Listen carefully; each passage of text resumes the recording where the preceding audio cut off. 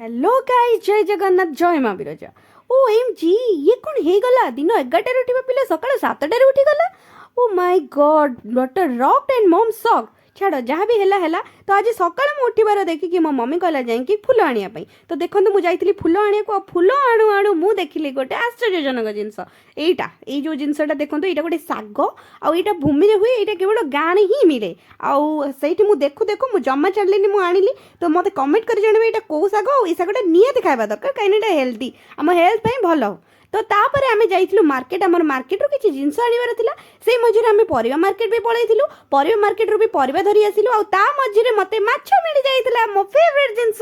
तो तापर सेइटु मु माछ आनिथिले। आउ एइठी देखो मते चुली लगे आसे ना, किंतु मु चुली रे रोसई करबा जानिछि। तो देखो मु एइठी चुली रे बसिक माछ बेसर करछि। आउ आपन मन को भी मते कहूछि चुली रे टिके खाइबा को चेष्टा करंतु, गैस रे खाइबा को अवॉइड करंतु। जेते अवॉइड करबे सेते भलो। चुली रे खाइबाटा बहुत भलो, हम देह प्रति हितकारक।